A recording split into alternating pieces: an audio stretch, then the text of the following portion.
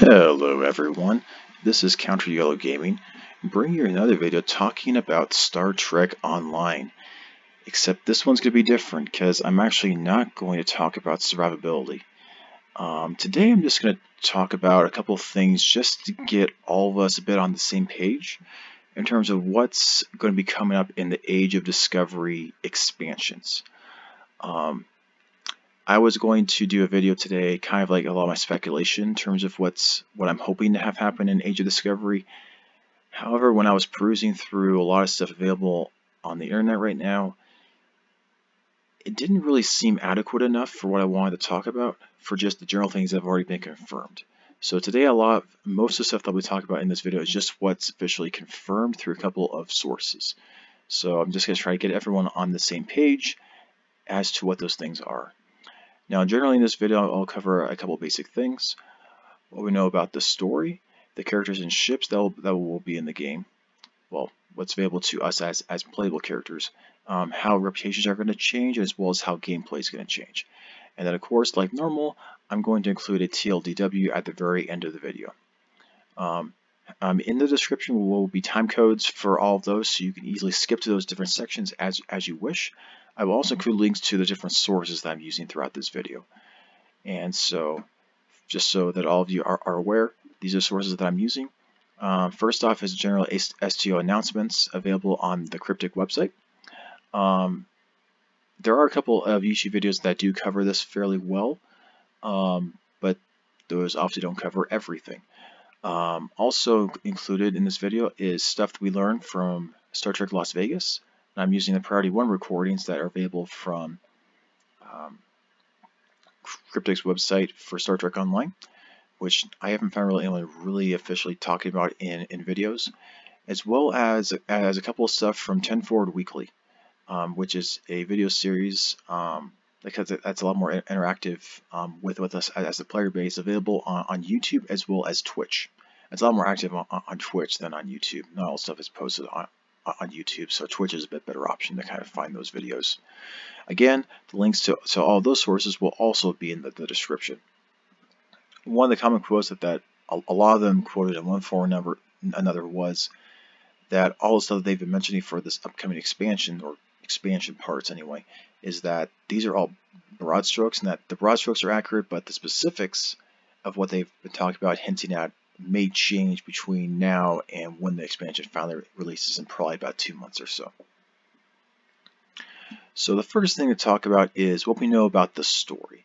Now, obviously, since Star Trek Online's been around a long time, it was based around a lot of stuff which was different from sort of the pseudo-canon which we're getting now, which we can debate all we want in terms of whether right now is really canon, but anyway, Star Trek Online's goal is to basically implement all of Star Trek into its storyline, which includes the Kelvin timeline as well as an alternate timeline thing going on. So what we know right now is that our story for Star Trek, our Age of Discovery stuff for our captain will start in 2256, immediately after the Battle of Binary Stars. Catatili is going to kind of guide us through it. The actors for Catatili kind of like described it as it's kind of like an intro to school as well as war, and how we interact with a lot of those things, kind of like together. Included with that will be a new starter ship as well as a starter shuttle. Combined with that, there's going to be some new UI stuff, just like when we had our TOS Agents of Yesterday kind of character. Combined with that, Juula is going to be our big bad for this big long story arc. She's been described in the Star Trek Las Vegas panel as our nemesis and foil from House Mokai, sister of Takuma. In that sense, it's themed as matriarchal house. There'll be a lot more female Klingon warriors on the ground for us to fight, versus most of the mainly male Klingon and Gorn characters that we've predominantly fought in the past whenever we fought Klingons on the ground. In terms of missions, I had to scour pretty hard for all this. So what we know thus far is that there's going to be 2 tutorial missions. And then alongside that, there'll also be 3 additional missions for all captains. We know that one of them is going to be in the Discovery era. That one's going to be Starbase 1. It'll also eventually be in operation whenever the Discovery reputation finally comes out in one of the later continuations. And then there'll also be at least one mission in our modern 2409-2410 era in Star Trek Online. As I've been hinting for a little bit, actually some of you that have been paying attention to the news, Age of Discovery will not be released as a big expansion in one sitting, like our DS9 recent expansion with the Gamma Quadrant.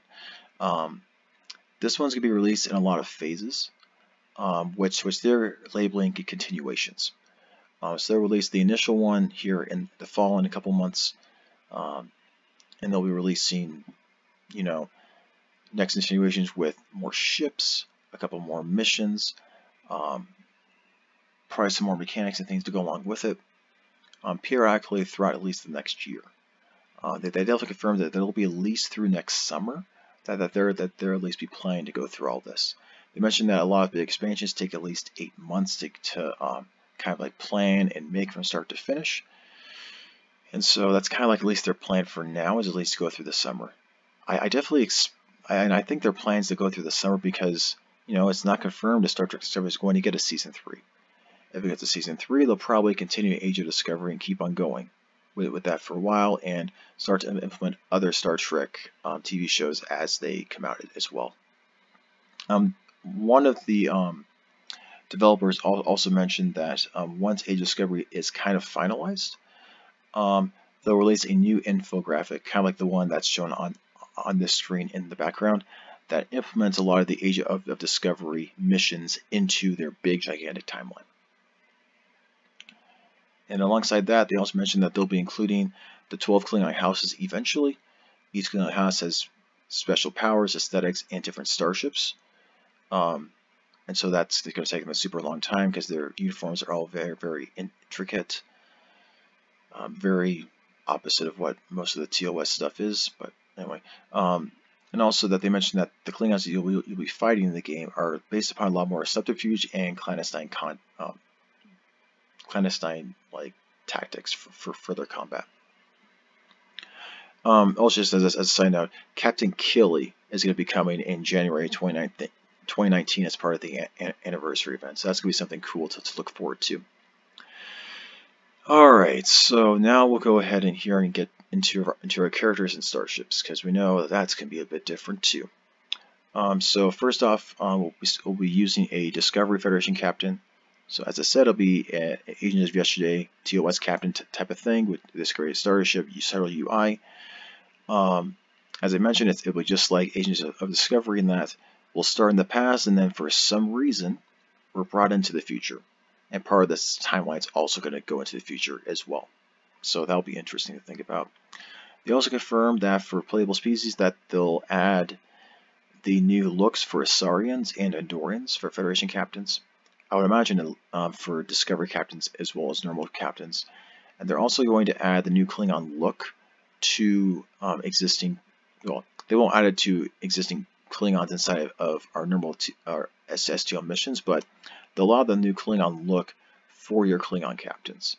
They're also going to fix some stuff so that you'll also be able to use the TOS Klingon look as well for your Klingon captains if you wish.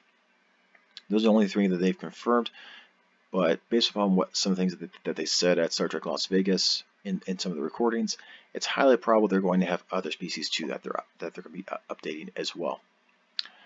Also, primarily for characters and ships and stuff, Age of Discovery is going to be their forefront, their biggest focus for Star Trek Online for the near future. However, they also mentioned that because they're a business, and that they don't want to mess over a lot of their player base, that what's the kind of word to say this? They flat out do not like Star Trek Discovery.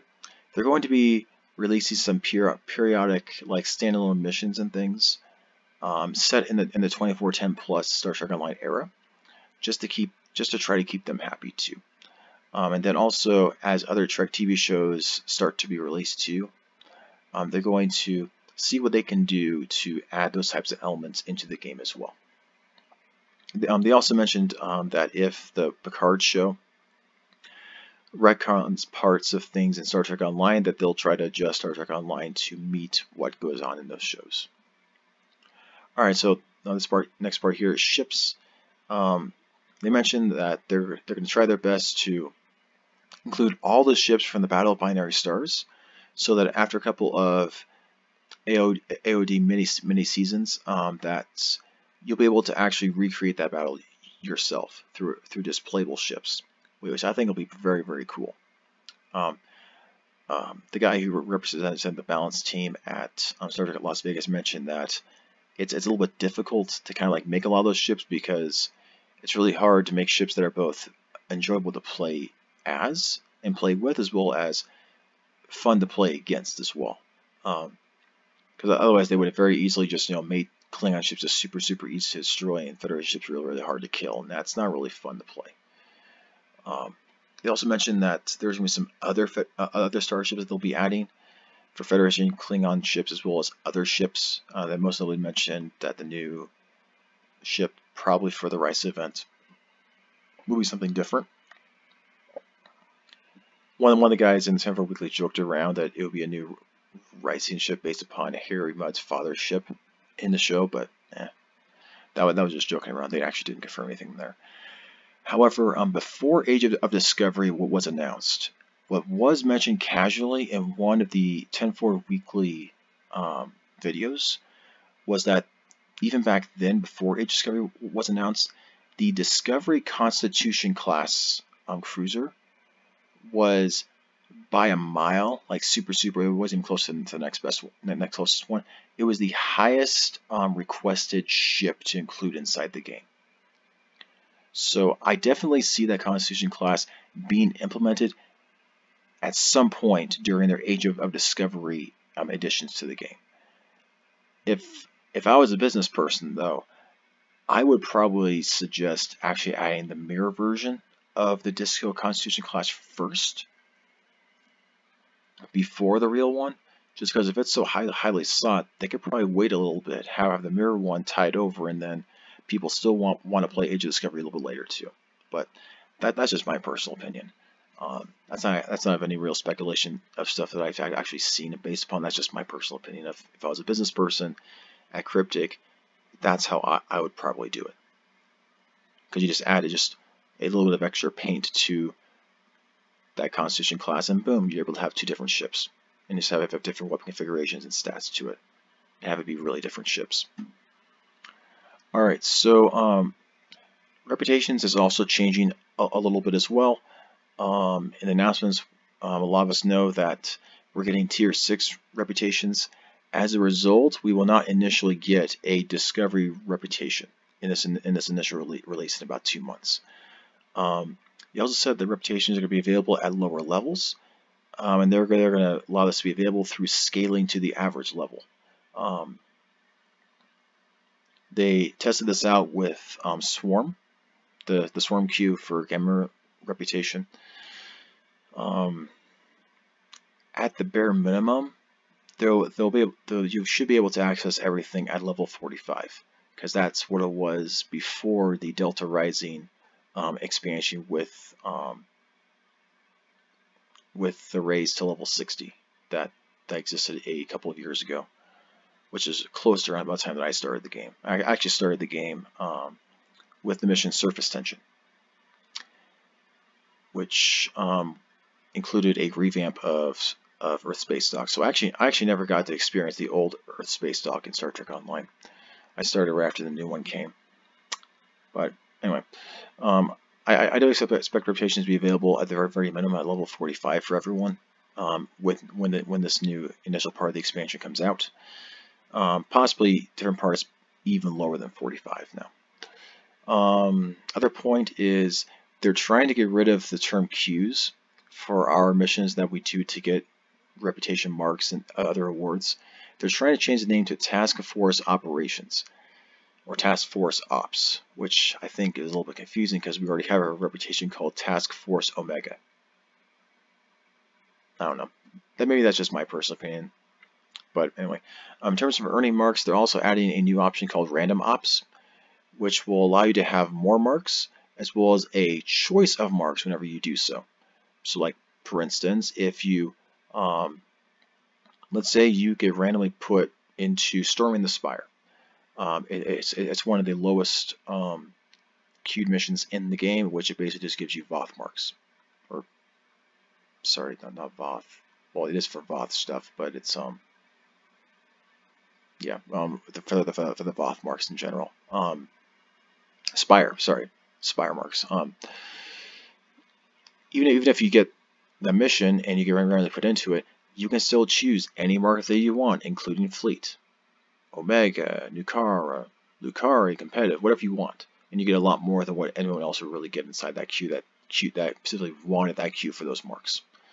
And there's not going to be any cooldowns on ops whenever you're doing this. So, like for instance, if you first queued for Crystal, the Crystalline Catastrophe, and then you do random ops, and that happens to be one that's really needed, you might get put right into the Crystalline Catastrophe again, even if you've already done the mission. It doesn't really matter. In total, this helps with a lot of the unpopular operations inside the game. So like for instance, your Voth reputation, your competitive marks, also Lucari marks, so those ones take a while for those missions to fill up too. It helps to get those ones through faster. And then for those who are randomly put into them, they can get whatever marks that they want.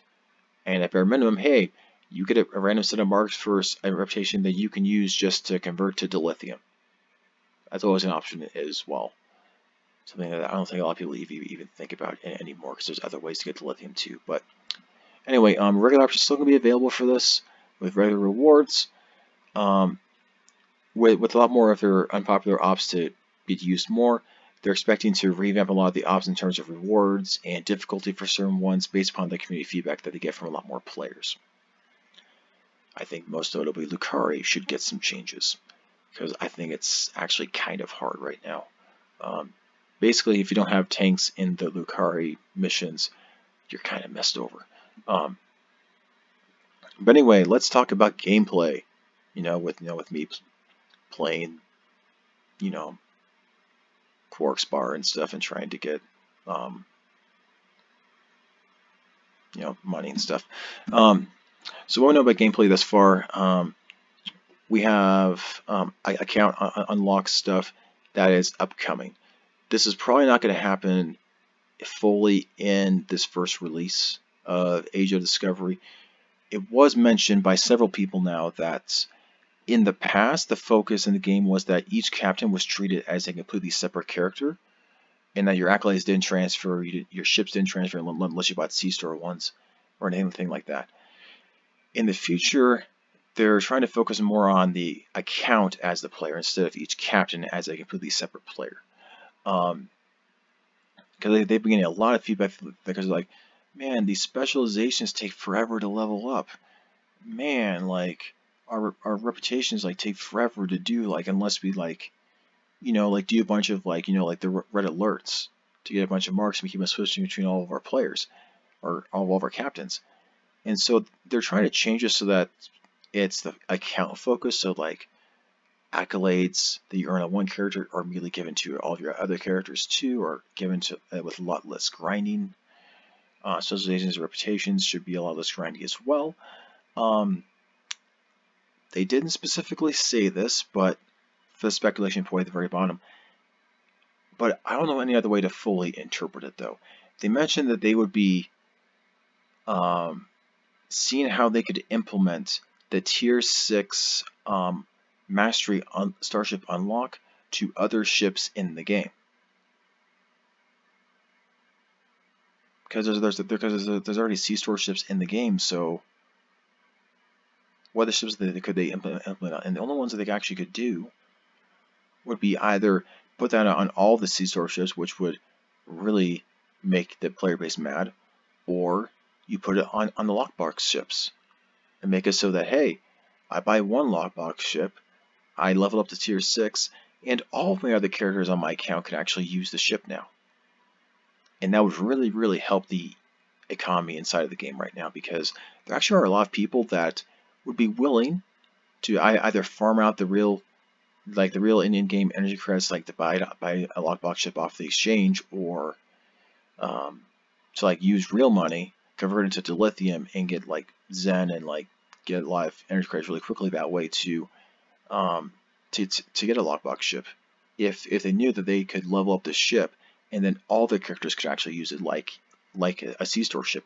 It is like you buy it and then all of your characters can actually use it. I think that would be very healthy for the game.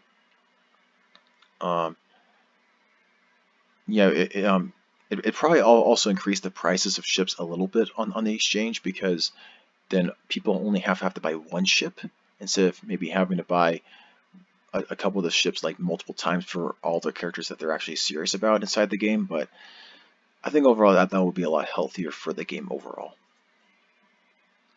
So here's my last little list of bonus stuff. Not that that's particularly important, but I think is good for you all to know about. First off, it was hinted at very strongly in several 10.4 weeklies that the Agent Investor recruitment has a very high probability of returning next year. And if it's going to return, it's highly probable that it would return towards the end of summer next year. So like close to around this time frame, but next year. Next point. The actress who plays Ellen Landry for Star Trek Discovery, the reason why she was at Star Trek Las Vegas for the Star Trek online panel anyway, it's not that she's particularly going to be featured or even prominent at all in this first continuation of the Age of Discovery, but she will be in that first continuation after this one in the fall. Potentially in the anniversary stuff, but definitely in the thing after that. And that's why she was on the panel, because she's going to be in the stuff for the next year. So that's why she was there. Also, I'm pretty sure I alluded to this before, but Starbase 1 is going to be the operation for the Age of Discovery reputation when it eventually comes out as well, and probably that second continuation for Age of Discovery. Starbase 1, because they also mentioned that Starbase 1 is also going to be a mission, this reminds me a lot of the Romulan reputation mission, Defend Rilo Station, in that was technically a mission, but under a little bit different name in the Romulan story. That's specifically for Romulans that Federation Klingons can't actually access, but you're still able to play the Q or Operation Defend Rilo Station, and you're basically playing through almost all of that mission as normal that you'd have played in that mission in general. I've got a feeling that's how Starbase 1's going to work, and that it's going to be a mission, and that it's also going to be an operation, and that'll be a lot of the same similar things that are going on inside that mission. But that's just my personal opinion based on how they described it and how I've seen it work before inside the game. I could definitely be wrong, but that's what my feeling is probably is going into this. Okay, so here's TLDW with the same background art as I always have for my TLDWs. For the story, our Discovery captains start in 2256, immediately after the battle for binary stars, and then at some point later, you're transferred over to the 2409-2410 era. Discovery captains start with 2 tutorial missions, followed by 3 missions that all captains are able to access. At least one will be in the 2256 era, and at least one will be in the modern Star Trek Online era, 2409 and 2410. The other stuff with that story, and in particular, feel free to watch to go back to that slide if you're interested in learning more about that, or to a lot of other YouTube channels, because a lot of them to dive a lot into this story in general. In terms of characters and ships, our Discovery Federation character is very, very similar to our Agents of Yesterday Federation character, in that we'll have a new Discovery-themed starter ship, starter shuttle. Our bridges will be very much different, as well as uniforms.